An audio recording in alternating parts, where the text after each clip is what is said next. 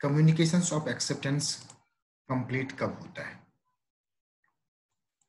बहुत सारी बातों करने के बाद हम लोग इसको समझना बहुत जरूरी है। ऑफर के बाद मैं पूरा रिविजन थोड़ा सा 2 मिनट का वक्त दीजिएगा। ऑफर हुआ, एक्सेप्टेंस हुआ। अब ये एक्सेप्टेंस कंप्लीट कब होगा? कम्युनिकेशंस ऑफ एक्सेप्टेंस कंप्लीट कब होगा? तो जब हम एक्सेप्टेंस की बात करते हैं, कम्युनिकेशंस ऑफ एक्सेप्टेंस की बात करते हैं, तो दो बात करते हैं, from the view of point of offeror and from the view of point of acceptor. तो ऑफरर ने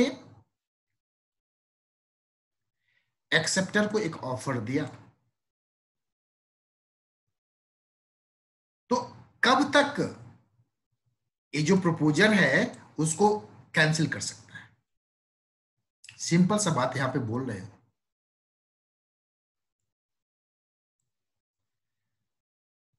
जब एक प्रपोजल के बारे में बात कर रहे हैं, ऑफर के बारे में बात कर रहे हैं, जब वो put in the course of transmission to him so as to be out of the power of the acceptor to withdraw the same, क्योंकि हम यहाँ पे बात कर रहे हैं एक्सेप्टेंस के कंप्लीट होने का।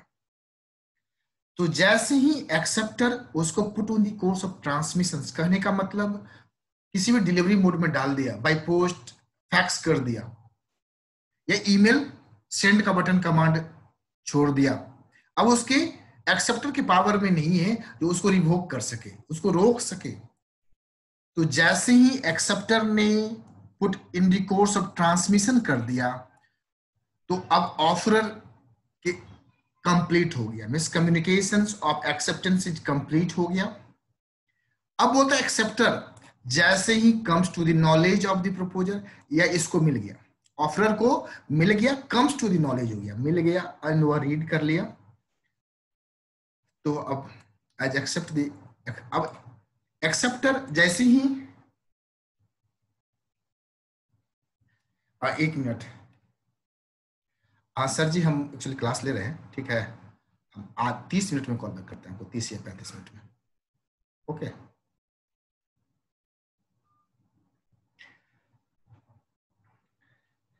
तो आप यहाँ पे हम लोग देख रहे थे जो कम्युनिकेशंस ऑफ एक्सेप्टेंस कंप्लीट कब होता है, put in the course of transmission to him, and जब एक्सेप्टर जो है सो एज अगेंस्ट द एक्सेप्टर, जब comes to the knowledge of the proposer, में जो ऑफर दिया उसको मालूम चल जाता है।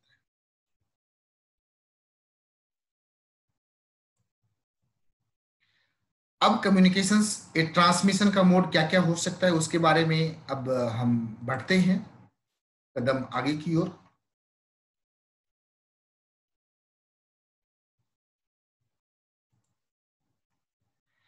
सर, जब प्रपोजल एक्सेप्ट होता है बाय लेटर, खत के द्वारा, मैंने प्यार किया मूवी में आपने देखा होगा कबूतर कैसे खत पहुंचाता है, तो प्रपोजल जो है, ऑफर जो है, एक्सेप्ट किया जाता है लेटर के द्वारा, सेंड बाय पोस्ट। हम ऑफर के बारे में यहाँ पे बात नहीं कर रहे, यहाँ पे हम अभी बात कर रहे हैं, ऑफर तो कल ही खत्म हो चुका था, आज बात करें एक्सेप्टेंस के बारे में, प्योर एक्सेप्टेंस। तो the communications of acceptance will be complete as against the proposer when the letter of acceptance is posted। वही बोले ट्रांसमिशन, पोस्टेड, मतलब डाकिया को दे दिया खत, और डाकिया को खत दे दिया, उसने अपने कस्टडी में ले लिया, और अब आपके पास कोई ऑप्शंस नहीं है वापस, क्योंकि उसने सील मोहर मार दिया, ऑन रिकॉर्ड ले लिया। तो अब पोस्टल डिपार्टमेंट की जिम्मेदारी बनती है जो उसे रिक्वायर्ड डेस्टिनेशंस पे पहुंचाना। तो जैसे ही एक्सेप्टर ने लेटर ऑफ एक्सेप्टेंस पोस्ट कर दिया as against the acceptor when the letter reaches the proposal, दो बातें बोल रही है। Proposal is accepted by letter send by post, दो फैक्टर्स है, one factor from the view of point of offeror and second from the view of point of offeree. Acceptor offeree को जब वो एक्सेप्ट कर लेता है तो एक्सेप्टर में कन्वर्ट कर जाता है। तो प्रपोजल के बारे में बोल रहा है, जब लेटर ऑफ एक्सेप्टेंस पोस्ट होता है, यहाँ पे दो बातें हैं, पोस्ट होना, जब पोस्ट हो गया तो प्रपोजल के अगेंस्ट में हो गया, और जब रीच कर गया प्रपोजल के पास तो एक्सेप्टर के अगेंस्ट में हो गया। इसको एग्जाम्पल के द्वारा बताता है। If B accepts, last example को, अगर बी एक्सेप्ट कर लेता है as proposal and said in acceptance on 14th, तो जो कम्युनिकेशन ऑफ एक्सेप्टेंस है as against as complete on 14th को डिस्पैच किया तो 14th को कंप्लीट हुआ, और बी के अगेंस्ट में जब वो रीच कर गया।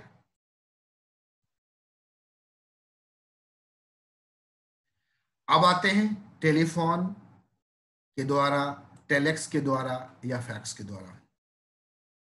सर कानून है सर, आज तो फैक्स इस्तेमाल नहीं होता है। जी बिल्कुल इस्तेमाल नहीं होता है, फैक्स तो रिडंडेंट हो गया। एक जमाने में फैक्स की बहुत इंपॉर्टेंस थी। ऑफिशियल डॉक्यूमेंट कोर्ट में बहुत बड़े पैमाने पे हाई कोर्ट से और किसी को बेल होता था तो जेल ऑफिसर्स को या गवर्नमेंट ऑर्गेनाइजेशंस में, कॉर्पोरेट सेक्टर में सारे कम्युनिकेशंस का माध्यम रिटन फॉर्म फैक्स ही था। क्योंकि आज तो क्या है, हम लोग व्हाट्सएप पे कम्युनिकेट करते हैं, फोटो खींचा भेजा, वही फैक्स का एडवांस वर्जन अभी आपके पास व्हाट्सएप सबके हाथों में अवेलेबल है, स्कैन किए और सेंड किए।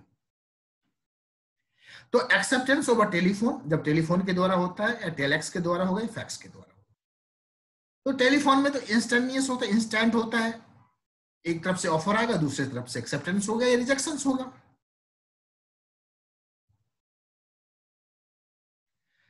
लेकिन फैक्स और through email the contract is only complete when the acceptance is received by the offeree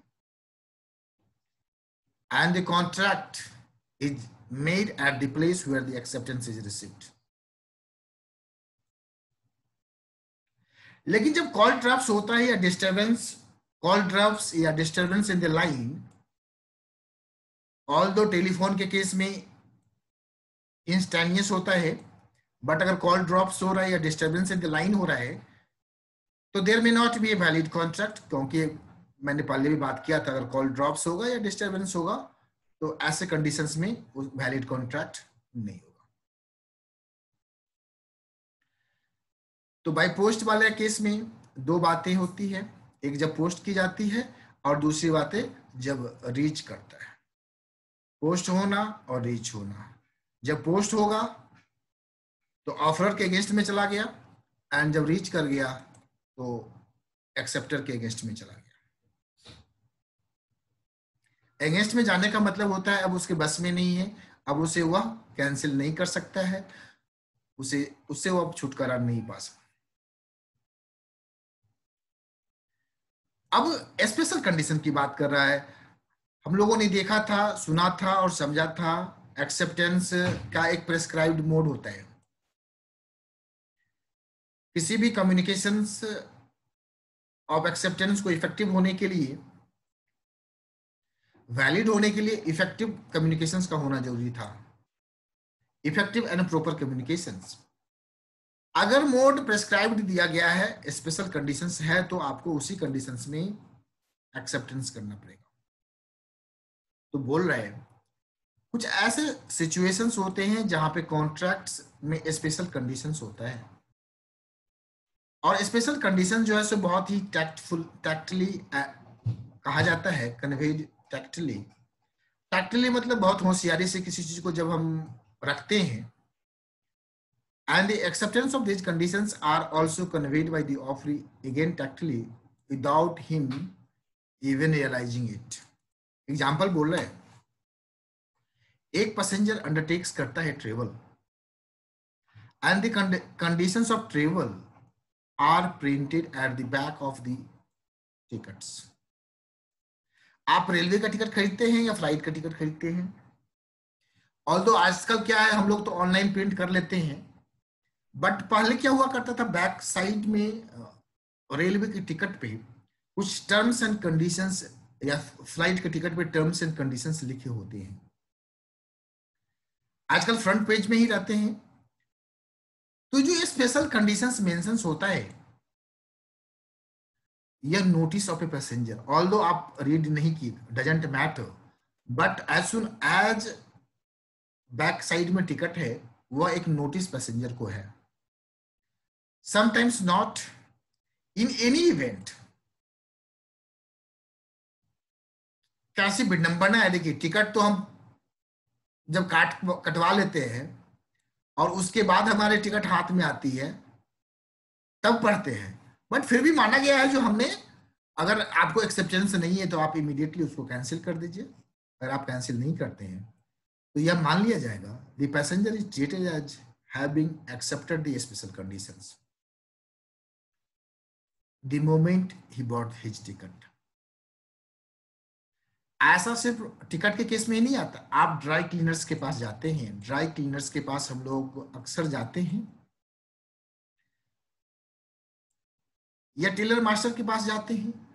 अब ड्राई क्लीनर्स के पास जाते हैं, अपना कपड़ा देते हैं धोने के लिए, वो एक कैश मोमो काट के देता है, उसके बैक साइड में प्रिंट करके देखिएगा बहुत सारे टर्म्स एंड कंडीशंस लिखे रहते हैं, जो अगर किसी तरह का नुकसान होता है तो कितनी की भरपाई करेगा, या कितने दिनों के अंदर आपको उसको ले लेना है, गुड्स को रिटर्न बैक लेना है। अगर आप नहीं लेते हैं तो ड्राई क्लीनर वाले की रिस्पॉन्सिबिलिटी नहीं होगी। तो वो terms and conditions special conditions होता है, और हम जैसे ही कैश मोमो लेके वहां से चल देते हैं तो यह मान लिया जाता है जो हमने जो स्पेशल कंडीशंस है उसको एक्सेप्ट कर लिया है। आगे बढ़ाता है when someone travels from one place to another by air, और ऐसे कंडीशंस में यह देखा गया है स्पेशल कंडीशंस जो है सो printed at the back of the air ticket. इस एरिया से क्वेश्चंस मैं क्यों इतना एक्सप्लेन कर रहा हूं, क्योंकि दीज आर द एरिया, यहां से क्वेश्चन खूब पूछे जाते हैं, और एक कंसेप्ट का अंडरस्टैंडिंग अगर आपको डेवलप कर जाता है तो किसी भी सर्कमस्टांसेस में ऑफर, एक्सेप्टेंस, कॉन्ट्रैक्ट में कन्वर्ट हुआ कि नहीं हुआ वो समझना बहुत ही आसान होता है। तो back of the air ticket in small letters लिखा हुआ रहता है। नॉन कंप्यूटराइज के जमाने में ऐसा हुआ करता था। In a non computerise train ticket even those are not printed, कभी कभी sometimes these conditions are found to have been displayed at the notice board. बात को समझिएगा, जब हम टिकट लेने जाते हैं तो वहां के आसपास जो काउंटर होता है उसके बगल में नोटिस बोर्ड लगा हुआ रहता है और वहां पे नोटिस डिस्प्ले होता है। एयरलाइन ऑफिस में भी नोटिस बोर्ड डिस्प्ले होता है। और एज ए पैसेंजर्स हम लोग की आदत है केयर आई डोंट केयर का एटीट्यूड रहता है। अब भैया आपका नोटिस है, आप समझिए, मेरे को क्या है, हमको नहीं पढ़ना है नोटिस आपका, हमारे पास टाइम कहाँ है इतना जो हम आपकी नोटिस को पढ़े। May not have been care to read, but sir अब क्वेश्चन है क्या यह कंडीशन जो है can be considered to have been communicated to the passengers of the airlines and can the passengers be treated as having been accepted the conditions. ये सवाल पूछ रहा है। आप जाते हैं नोटिस बोर्ड पे, नोटिस लिखा हुआ है, ट्रेन की टिकट लेते हैं या फ्लाइट की टिकट लेते हैं और आप केयर नहीं करते, आप रीड नहीं करते हैं, तो पूछ रहा है क्या ऐसा माना जाएगा जो आपको कम्युनिकेशन हो गया, आगे ऐसा माना जाएगा क्या आपने एक्सेप्ट कर लिया?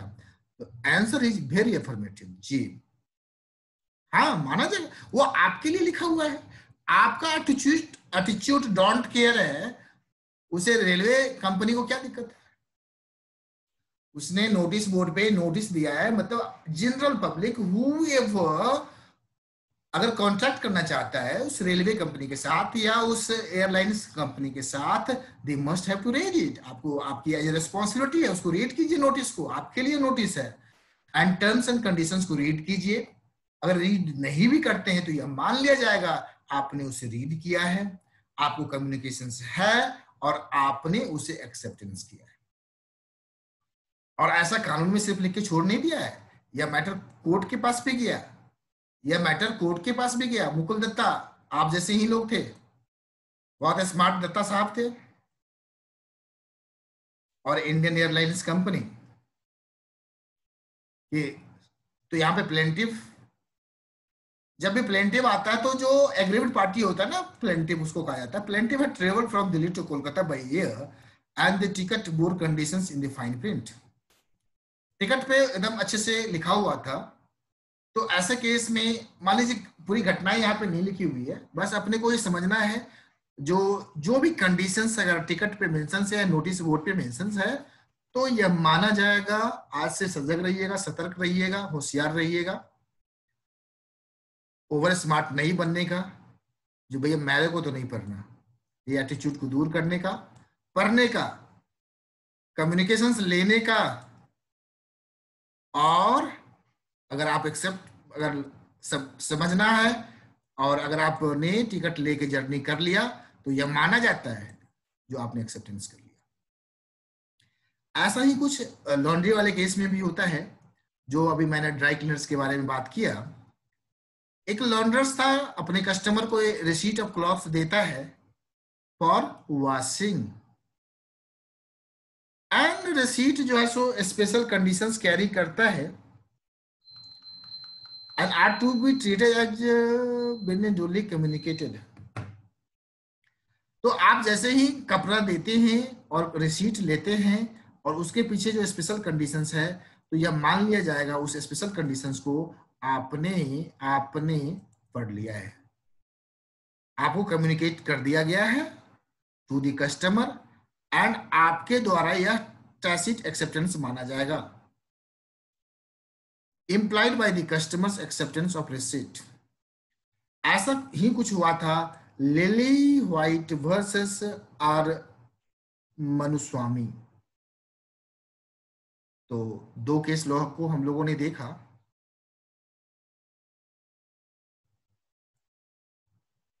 Mukul Datta versus Indian Airlines. एक बार पुनः रिकैप करते हुए आगे बढ़ेंगे। नोटिस बोर्ड हो या बैक टिकट के बैक साइड हो, उसमें जो भी टर्म्स एंड कंडीशंस लिखे हैं, आप देखिए या न देखे, पढ़े या न पढ़े, यह मान लिया जाता है जो आपने, यह मान लिया जाता है जो आपको कम्युनिकेशंस है और आपने उसे एक्सेप्ट किया है। लॉन्ड्री वाले केस में भी ऐसा ही है, रिसीट जब मिला उसके पे जो कंडीशंस है, यह मान लिया जाएगा डुली कम्युनिकेटेड। मतलब डुली का मतलब होता है एकदम प्रॉपर कम्युनिकेशंस है आपको और आपने एक्सेप्टेंस भी किया है, ऐसा माना जाता है।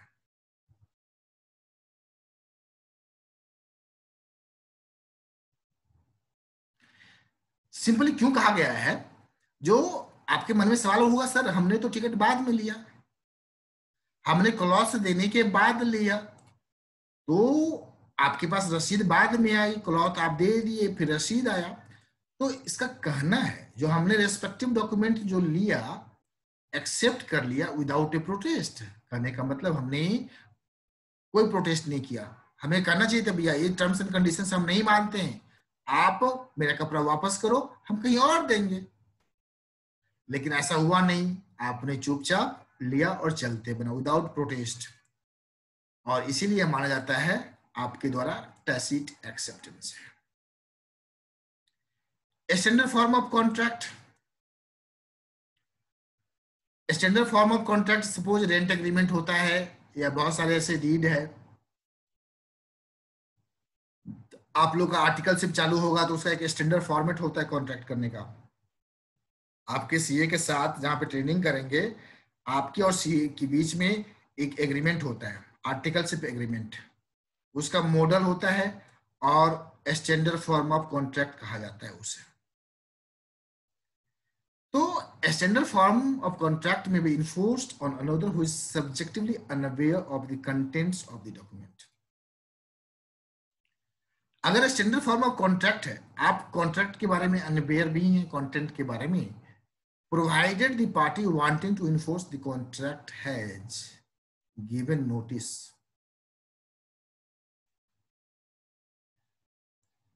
अगर स्टैंडर्ड फॉर्मेट ऑफ कॉन्ट्रैक्ट्स है तो उस कंडीशंस में यह माना जाता है जो आप जो भी टर्म्स एंड कंडीशंस है उसको आप एक्सेप्ट कर रहे हैं।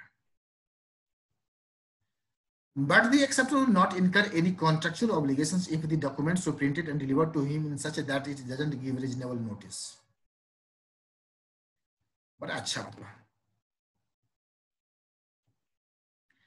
अक्सर आप जब टिकट लेते हैं या ड्राई क्लीनर्स का बिल होता है तो उस पर लिखा हुआ रहता है पीटीओ। पीटीओ, पीटीओ का मतलब समझते हैं?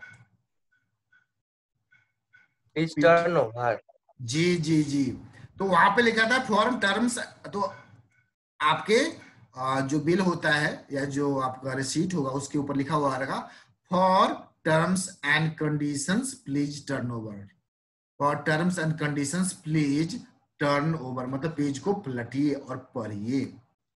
तो फेस पे एक रीजनेबल नोटिस होता है on the face of it, जो स्पेशल कंडीशंस के बारे में बताता है, जो बैक साइड में टर्म्स एंड कंडीशंस मेंशन है। तो इन दिस कनेक्शंस यह मान लिया जाता है, अगर ऐसा नोटिस है, अगर रीजनेबल नोटिस है on the face of it, तो यह माना जाएगा। अगर रीजनेबल नोटिस नहीं है तो उस केस में यह माना जाएगा जो एक्सेप्टर जो है सो कॉन्ट्रेक्चुअल ऑब्लिगेशंस नहीं आएगा उसके ऊपर, टर्म्स एंड कंडीशन जो पीछे लिखा हुआ है तो यह उससे के द्वारा वह बाइंड नहीं होगा। इसमें एक एग्जांपल लिया, लॉ है तो लॉ में तो एग्जांपल पे ही कहानी चलती रहती है। एक ट्रांसपोर्ट है, अक्सर हम ट्रांसपोर्टर को हम लोग अपना गुड्स देते हैं कैरी करने के लिए, कुरियर एजेंसी है या कुछ सामान भेजना है तो ट्रांसपोर्ट कंपनी से, मान लीजिए कोई सामान आप बिजनेसमैन है दिल्ली से मंगवाना चाहते हैं तो वहां से ट्रांसपोर्ट कंपनी ट्रांसपोर्ट में बुक कर दी जाएगी। तो ट्रांसपोर्ट कैरियर जो है सो accepted the goods for transport without any conditions. Subsequently बात को समझिएगा, गौर कीजिएगा, जब ट्रांसपोर्ट कंपनी ने आपका कैरियर को लिया, आपके सामान को लिया, आपके गुड्स को लिया, तो कोई कंडीशंस मेंशंस नहीं था। जब सामान आपका एक्सेप्ट कर लिया उसके बाद उसने क्या किया, सब्सिक्वेंटली बाद में चल के एक सर्कुलर जारी किया। किसको? ओनर को, मतलब आपको, ओनर ऑफ द गुड्स। और बोला हम अपनी लाइबिलिटी को लिमिट करते हैं, मतलब आपकी मान लीजिए 1 लाख की सामान है, बोलेगा नहीं अब 1 लाख नहीं, अब ओनली वैल्यू का हम 60% ही रेस्पॉन्सिबल होगी। अगर किसी भी कारणवश अगर सामान की क्षति होती है तो हम पूरा पैसा नहीं देंगे, 60% ही देंगे। तो क्या यह मुनासिब है, जायज है? नहीं। उसको उसी वक्त बोल देना चाहिए था भैया आप सामान ले लिए मेरा, डिस्पैच कर दिए, और आज बोल रहे हैं हमें अगर मालूम होता उस वक्त जो नहीं मेरे को नुकसान होगा तो मेरे को 1 लाख नहीं मिलेगा 60,000 ही मिलेगा, तो हम नहीं देते आपको। लेकिन आपने एक्सेप्ट कर लिया, बाद में सर्कुलर जारी कर रहे हैं, तो हम इस सर्कुलर से कोई मेरा बाउंडेशन नहीं है। तो इन सच a case, since the special conditions were not communicated prior to the date of contract, जी या तो at the time of contract या prior to the contract, contract से पहले मुझे बता दीजिए, या जिस वक्त कॉन्ट्रैक्ट हो रहा है आप उस वक्त मुझे इन्फॉर्म कीजिए। आप कॉन्ट्रैक्ट बना लेने के बाद फिर इन्फॉर्म कर रहे हैं तो हम कहां से लायबल हैं? I would not be liable.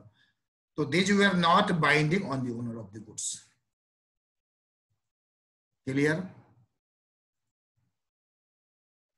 Yes, sir. कोई क्वेश्चंस वगैरह है टिल नाउ? अगर नहीं तो बढ़ेंगे आगे।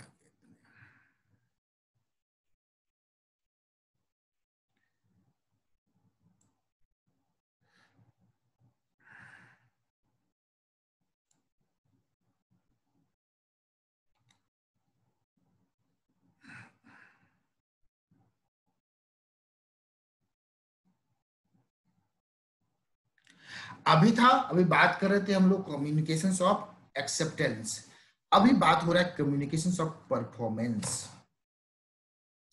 अब ऑफरर बोलेगा जो भैया मैं तो अपना पार्ट परफॉर्म कर दिया, तू कर, मैंने तो सामान डिलीवरी कर दिया, पैसा दे। अब जो पैसा दे दिया तो बोलेगा भैया अब हमने तो पैसा दे दिया आपको, अब मेरा सामान दे। तो ये अब बात हो रही थी, वहां पे बात हो रही थी वैलिड कॉन्ट्रैक्ट होने के लिए क्या क्या चाहिए, इफेक्टिव एंड प्रॉपर कम्युनिकेशंस की बात कर रहा था। बाय पोस्ट भेजेंगे तो कब, जब हम ट्रांसमिशन मोड में किए, रीच किया, ये सारी बातें थी। अभी हम लोग जो बात करेंगे परफॉर्मेंस, दो ही बातें होगी, यहाँ पे एक पैसा देगा और दूसरा सामान देगा या सर्विस देगा। सेक्शन 4 ऑफ द एक्ट बोलता है communication of proposal is complete when it's come to the knowledge of the persons to whom it is made and acceptance of the proposal को बोला 2 angles from the viewpoint of the proposer, from the viewpoint of acceptor. Although ये सब हम लोग पढ़ चुके हैं इसलिए भी बहुत ज्यादा बात नहीं कर रहे हैं इसमें. अब व्यू पॉइंट ऑफ प्रपोजल के बाद से बोल रहा है when the acceptance is put into a course of transmissions. Same बात जो पहले अभी पढ़ के आए वही है. when it would be out of the power of the acceptor. तो from the viewpoint of acceptor it would be complete when it comes to the knowledge of the proposer. कोई एक्सप्लेन करने की जरूरत मैं नहीं समझ रहा हूं क्योंकि ऑलरेडी हम कवर कर चुके हैं.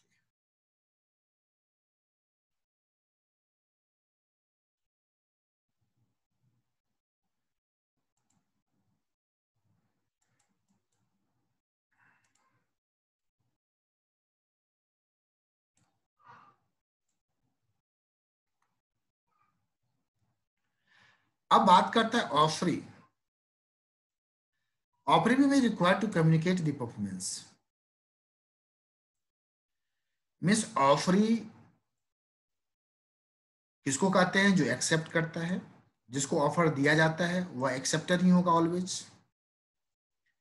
तो ऑफरी जो होता है, एक्सेप्टर जो होता है, may be required to communicate the performance by way of acceptance. In this case, it is not enough if the operand merely performs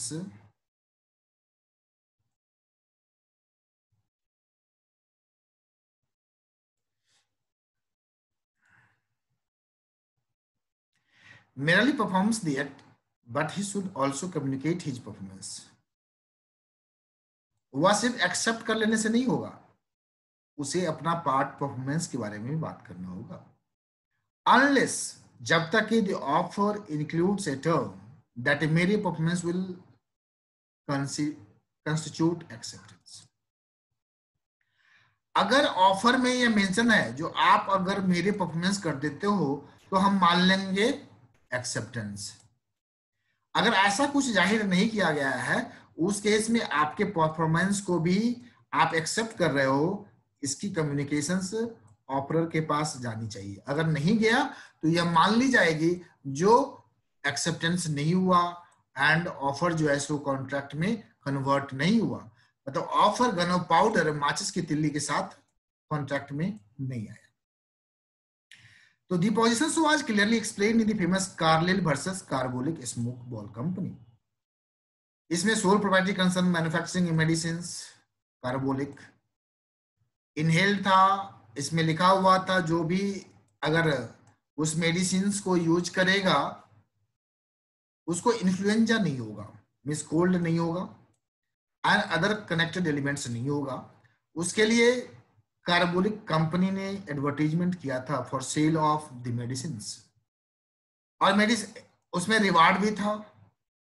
और जो यूज करने के बाद अगर उसको इन्फ्लुएंजा हो जाएगा आफ्टर यूजिंग मेडिसिन तो कार्बोलिक कंपनी जो है सो उसको क्या देगी? रिवार्ड देगी. और ऐसा ही कुछ हुआ. मिसेज कार्लिल उस मेडिसिन को खरीदी, यूज की एज डायरेक्टेड. बहुत बड़ा इंपॉर्टेंट बात है एज डायरेक्टेड. जैसा कि उस एडवर्टाइजमेंट में लिखा हुआ था वैसा ही कार्लिल ने इस्तेमाल किया, बट फिर भी कॉन्ट्रैक्टेड इन्फ्लुएंजा हो गया. तो कोर्ट ने कहा, ऑलवेज इस वर्ड को ध्यान दीजिएगा, it was held that Mrs. Carlyle was entitled to a reward of 100 क्योंकि इन्होंने परफॉर्म किया अपना पार्ट. कंडीशंस ऑफ एक्सेप्टेंस वहां पे था एनी वन एक्सेप्टेंस. कोई भी अगर एक्सेप्ट करता है मेडिसिन को यूज करता है तो एक्सेप्टेंस माना जाएगा. तो इस केस में एडवर्टाइजमेंट डिडंट रिक्वायर. एडवर्टाइजमेंट में ऐसा नहीं लिखा हुआ था जो कम्युनिकेशंस ऑफ कंप्लायंस भी करना है. तो इस वर्ड को आते हैं merely performs the act but should also communicate his performance. तो उस एडवर्टाइजमेंट में ऐसा नहीं लिखा हुआ था जो आप मेडिसिन यूज करेंगे तो मुझे इन्फॉर्म भी करना है, ऐसा कुछ नहीं लिखा हुआ था. तो आप जैसे ही मेडिसिन यूज करते हैं तो यह मान लिया जाता है जो आपने कंप्लायंस किया कंडीशंस का, तो it was not necessary to communicate the same. Court ने कहा जो 3 इंपॉर्टेंट प्रिंसिपल है,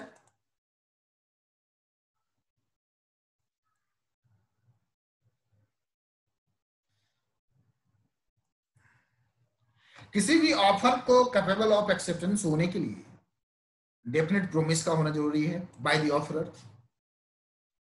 तो ऑफरर कौन था इसमें? Carbolic Smoke Ball company offeror था। एंड डेफिनेट होना चाहिए, एकदम डेफिनेट था भैया, एडवर्टीजमेंट में जो मेडिसिन यूज करेगा उसको इन्फ्लुएंजा नहीं होगा। डेफिनेट प्रॉमिस होना चाहिए ऑफरर के द्वारा, एंड टर्म्स उसके द्वारा बाइंड होगा, ऐसा कुछ लिखा हुआ था उसमें। And offer may be made either to a particular person and public at large. तो यह जो था पब्लिक एट लार्ज था। और if an offer is made in the form of promise in return for an act, अगर offer made होता है in the form of promise और ऐसा परफॉर्मेंस कर लिया जाता है of the act even without any communications. यहाँ पे जो क्रक्स, इस पूरे पॉइंट का जो क्रक्स है, without communications of any thereof is to be treated as acceptance of the offer. तो इस तरह का क्वेश्चन होगा तो आपको इसमें भी आप यूज कर सकते हैं। जो ए देखना होगा, मिस एक्सेप्टर के द्वारा कम्युनिकेशंस होना चाहिए या नहीं होना चाहिए, उस कंडीशंस में देखना होगा आपको जो टर्म्स एंड कंडीशंस क्या बोल रहा है। एक्सेप्टर सॉरी ऑफरर के द्वारा क्या कहा जा रहा है, जो आप एक्सेप्टेंस करते हैं तो मुझे इंटीमेट करना है या नहीं करना है। तो मेरली परफॉर्म्स, अगर ऑफरी मेरली परफॉर्म्स कर देता है तो the act should also be communicate his performance.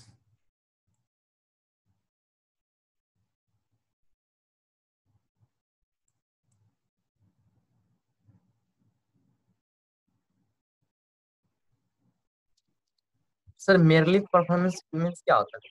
नाम मात्र, नाम मात्र, merely performance, merely performance. Merely use का होता है ना, अक्सर यूज करते हैं ना नाम मात्र। यहाँ पे लिखो मेरली परफॉर्मेंस, ओनली, मेरली का मतलब only, if the offer only performs the act, ठीक है, but he should also communicate his performance. यहां पे बोल रहा है at times the offeree may be required to communicate the performance. अगर ऐसा लिखा हुआ है जो ऑफरी के द्वारा, ऑफरी मतलब जिसे ऑफर दिया गया है उसको कम्युनिकेशन भी करना है bye way of acceptance, performance by way of acceptance. तो ऐसे कंडीशंस में इट इज नॉट इनफ जो वह मेरली परफॉर्मेंस कर दे, मतलब सिर्फ परफॉर्म करने से नहीं होगा, सिर्फ दवा यूज इस्तेमाल करने से नहीं होता। अगर यहाँ पे एडवर्टीजमेंट में लिखा हुआ होता जो आप मेडिसिन यूज करेंगे और हमें अपना फुल एड्रेस, पता, ठिकाना एंड ये सारी बातें एंड इनवॉइस, आपने जो मेडिसिन परचेज किया वह हमें सबमिट करना होगा, तभी आपका हम क्लेम एक्सेप्ट करेंगे। तो डिपेंड करता है टर्म्स एंड कंडीशंस पे, तो केस टू केस वेरी करेगा। क्लियर? आया समझ में? Yes sir. Okay, any other questions?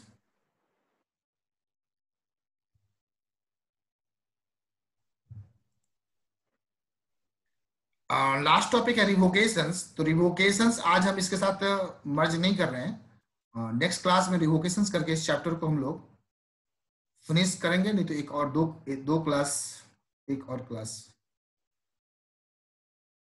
सिर्फ अभी हम नाम, रिवोकेशंस क्या होता है बस बात कर लेते हैं। अभी तक जो भी हम कॉन्ट्रैक्ट कर रहे थे वैलिड कॉन्ट्रैक्ट है। कभी कभी ऐसा होता है समय परिस्थिति, आज देख लीजिए बहुत सारे कॉन्ट्रैक्ट हुए होंगे कोविड-19 की वजह से या बहुत सारे ऐसे कारण की वजह से, फाइनेंशियल स्ट्रेन की वजह से उस कॉन्ट्रैक्ट को हम लोग सक्षम नहीं है जो एग्जीक्यूट करने के लिए, परफॉर्म करने के लिए। तो क्या करेंगे, उसे रिवोक करेंगे, कैंसिल करेंगे। तो रिवोकेशन का बहुत सारा तरीका हो सकता है। पहला चीज या तो नोटिस दे देंगे, हम नोटिस दे देते हैं।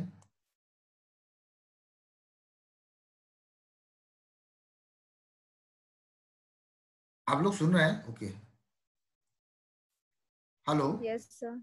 अच्छा ठीक है, यस सर। ओके। नोटिस के द्वारा हो सकता है, या lapse of time. Lapse of time क्या कहते हैं ना, जो किसी भी कॉन्ट्रैक्ट को आपको with in specified time perform करना है, या with in specified time acceptance करना है, अगर आप नहीं करते हैं लैप्स ऑफ टाइम हो जाएगा, तो मान लिया जाएगा रिवोक हो गया ऑफर का, ऑफर रिवोक हो जाएगा। आप तो नोटिस दे दीजिए, या लैप्स ऑफ टाइम मीन्स 30 दिन के अंदर में उसको आपको एक्सेप्ट करना है। आप 30 दिन के अंदर में एक्सेप्ट नहीं करते हैं तो लैप्स ऑफ टाइम हो गया, मतलब कहानी खत्म हो गई। तीसरी बात है non fulfilment of conditions president. कभी कभी यह लिखा हुआ रहता है जो भैया ऑफर आपको एक्सेप्टेंस करने से पहले, या आप किसी को ऑर्डर देते हैं और तो कहा जाता है जो आपको पहले जो है सो पेमेंट करना होगा एडवांस 10%। आपको जो मटेरियल चाहिए, गुड्स चाहिए, या डीडी बना के आप भेजिए, तभी हम एक्सेप्टेंस आपका मानते हैं। तो उस कंडीशंस में non fulfilment of conditions president, तो अगर उसको आप पूरा नहीं कर पाते हैं, जब acceptor fails to fulfil a conditions precedent to the acceptance, और आगे चर्चा नेक्स्ट क्लास में करेंगे, बस अभी इतना ही समझते हैं। कोई भी कंडीशंस, कोई भी शर्त रखा हुआ है, उस शर्त को पूरा करने में कहीं ना कहीं कमी रह जाती है, तो एक्सेप्टेंस तो मान लिया जाएगा जो ऑफर को रिवोक कर दिया गया। और सिंपल सी बात है, अगर डेथ ही हो गया, कहानी नहीं रहा, कहानी का जो हीरो था वही खत्म हो गया, या तो डेथ हो गया, इंसैनिटी हो गया, इंसेन हो गया, पागल हो गया, तो ऑटोमेटिक रिवोकेशन हो जाएगा ऑफर का। अब सोचिए ना, एक लड़का ने एक लड़की को ऑफर किया जो आमी तुम्हाके भालोबासी, जानते हैं आमी तुम्हाके भालोबासी आप लोग? नो क्या होता सर। है? नहीं जानते हैं, मूवी नहीं देखते हैं। मूवी में तो है ना, हिंदी में बोले, क्या बोले, इंग्लिश में बोले, एंड गुजराती में कुछ बोलता है, बंगाली में, ये बंगाली शब्द है ये, ये होता है शायद। आमी तुम्हाके भालोबासी।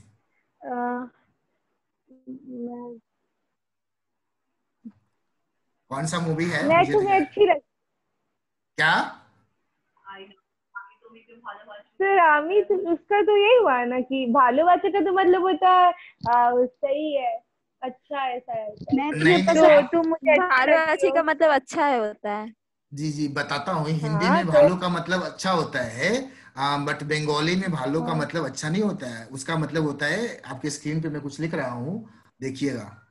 इसी मूवी का ये जो सारांश है ना, ILU, ठीक है, तो एल होता ओ है, अच्छा। भालू का मतलब होता है लव, आमी तुम्हाके भालोबासी मतलब आई लव यू होता है, ठीक है।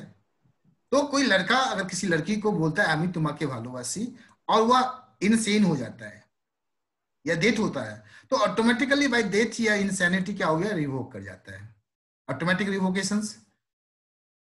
काउंटर ऑफर याद कीजिए, 5,000 की सामान 4,000 में 4000 में। काउंटर हो गया। Hmm. And non acceptance of the offer according to the prescribed mode, जब कहा जाता है जो भैया आपको इसी मोड में एक्सेप्टेंस करना है, और हम उस एक्सेप्टेंस उस मोड में नहीं करते हैं। अभी देखिए स्पीड मेरा बढ़ता चला जाएगा, कारण क्या, जितनी भी बातें मेरे को बतानी थी सेकंड चैप्टर से और स्पीड रहेगा। समझ लीजिए अब ट्रेन प्लेटफॉर्म छोड़ दी है, तो आप लोग अब तैयार हो जाइए। हम याद नहीं दिलाएंगे, जो आप अगर सपोज, क्या मैं बताता हूँ, थोड़ा सा 2 मिनट और बात कर लूं। अगर एरोप्लेन पे आप जब चढ़े होंगे, तो जब हम चढ़ते हैं, तो जब टेक ऑफ होना होता है, तो अनाउंसमेंट आती है एयर होस्टेस की तरफ से, जो अपना सीट बेल्ट लगा लीजिए। जब हवा में, आकाश में फ्लाइट उड़ना चालू हो जाता है, तो हम लोग आराम से सीट बेल्ट खोल देते हैं। जब लैंडिंग करना होता है, फिर अनाउंसमेंट आता है जो आप सीट बेल्ट लगा लीजिए। या कभी कभी टर्बुलेंस होता है एयर में, तो पायलट के द्वारा इंडिकेशन दिया जाता है, जो टर्बुलेंस एयर में होता है, तो फ्लाइट जो है सो कंपन अचानक से फॉलिंग मोड में आता है, तो सीट बेल्ट लगाने की बात कही जाती है। रेलवे में जब प्लेटफॉर्म पे रहता है, तो जब तक प्लेटफॉर्म पे रहता है ट्रेन, जो मेल एक्सप्रेस ट्रेन होती है स्लो थोड़ा चलती है। जब प्लेटफॉर्म डुरंडो ट्रेन में अगर चढ़े होंगे तो डुरंडो जब प्लेटफॉर्म छोड़ देती है तो स्पीड जो भी मेंटेन करती हो, बट रुकती नहीं है किसी भी स्टेशन पे, एकदम चलती रहती है 5 घंटा 6 घंटा 4 घंटा कंटिन्यूअस दुरंतो ट्रेन। तो मान लीजिए फर्स्ट चैप्टर मेरा प्लेटफॉर्म था, यहाँ पे मुझे बताना था, समझाना था, हर बातों पे बात चर्चा करनी थी, हर शब्द को समझाना था। समझिएगा अब फर्क क्या होगा। अब फर्क क्या होगा, काउंटर के बारे में अगला आगे आएगा तो मैं तो बात ही नहीं करूंगा। बात करनी जरूरी है क्या?